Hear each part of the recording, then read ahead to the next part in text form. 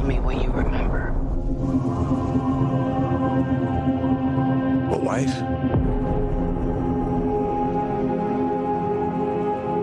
A son? And then what? We won the war.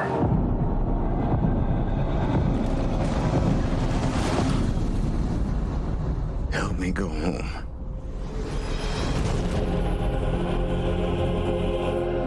This is a household waiting for master.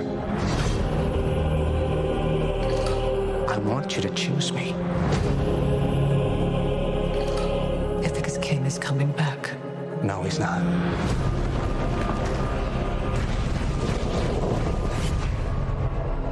What would he do if he came back here and find all these suitors in his house? You're pining for a daddy you didn't even know, like some sniveling bastard.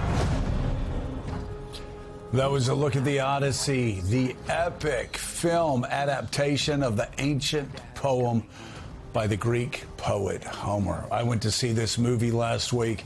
Got to say it was nothing short of an extraordinary cinematic experience.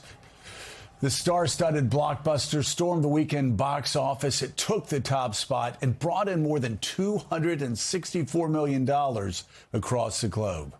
The reviews have been nothing short of stellar. The New York Times calls it passion in every frame. The Associated Press said it was, quote, an epic reborn.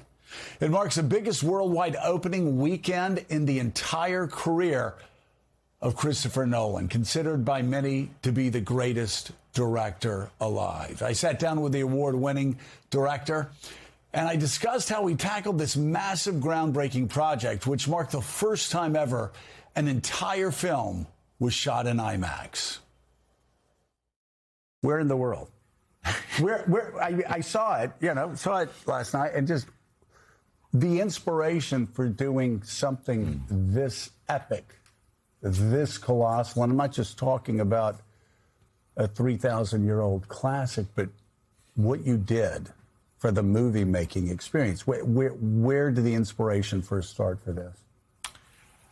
I mean, tough to remember exactly where the inspiration started, but certainly coming out of Oppenheimer, which succeeded, a lot, a lot more than any of us had the right to expect. Right. I had an opportunity to really get something made that I might not otherwise be able to get made, and you're really looking for a gap in movies, a gap in the culture, and looking at the landscape and sort of looking at the fact that Greek mythology, though it's the underpinnings of all sort of Western literature, and there's so many different themes, so many different elements of Homer's original poem that appear in movies and have been the sort of bedrock of Hollywood for so long, hasn't really been told as a modern film for modern audiences.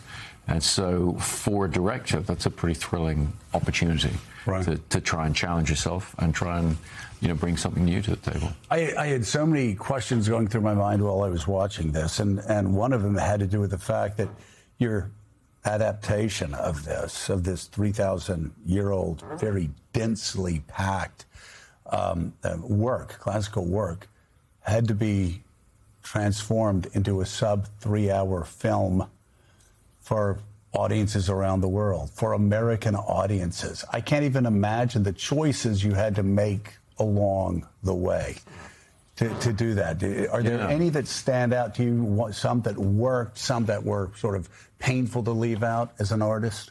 Well, I like the process of adaptation. I mean, there's nothing worse than having to write an original script, look at the blank page. Right. But doing an adaptation, I really enjoy that process of the way I do it is I read it and I read it again and again, and then I put it to one side, the original text, and I sort of work from my emotions and my impression and my memories of what the experience of the poem is like.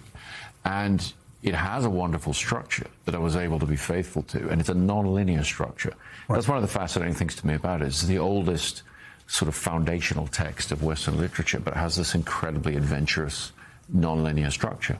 And that lets you include a lot. That lets you jump around in the story in a productive way.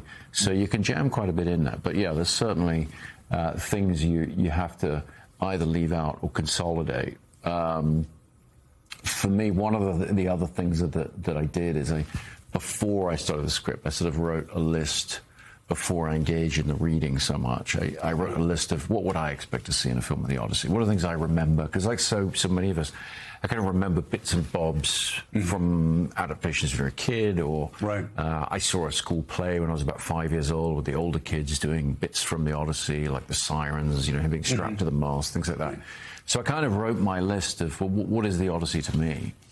And that kept me honest, as it were, when I was actually doing the adaptation. I was kind of buried in the research and buried in the text itself. Yeah.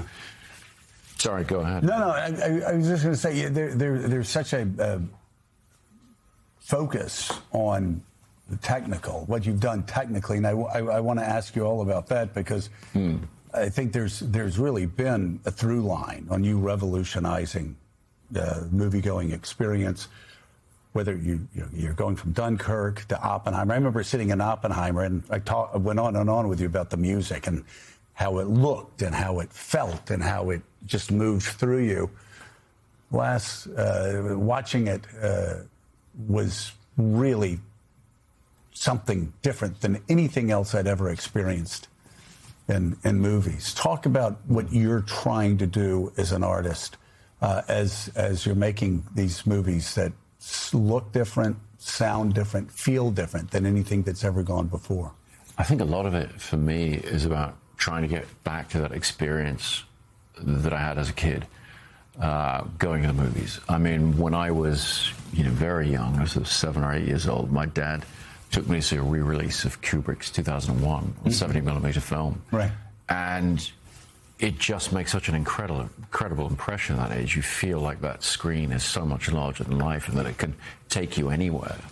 And I think a lot of what I'm trying to do and have been trying to do for years is maximize the potential of that theatrical experience, like really try and bring things to the table technically and in storytelling terms that really try and use the picture, the sound, everything to take me back to that place of it being a place you can escape into a completely different world. Yeah, they're speaking of that. There was one moment, and it was just an instant, but Matt Damon goes into the cave, and he's going in to see Cyclops, and you can just see his outline. The sun's behind him, and I'm like, John Wayne, The Searchers, where Wayne walks in.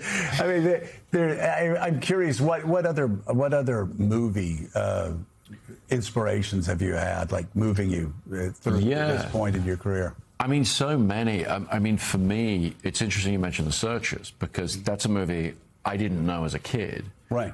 But I knew Star Wars and I knew Indiana Jones. Right. And then, of course, I then start, as I get older, looking into what inspired those great films from Lucas and Spielberg. Yeah, the same thing with me. That's why I watched The Search, exactly. Lawrence of Arabia. But when I saw it, I was just looking, oh my God. Well, and Lawrence of Arabia, that was another one that I got to see in re-release, because they restored it. Kevin Brownlow, with Spielberg's help, with Lucas's help, and Scorsese's help.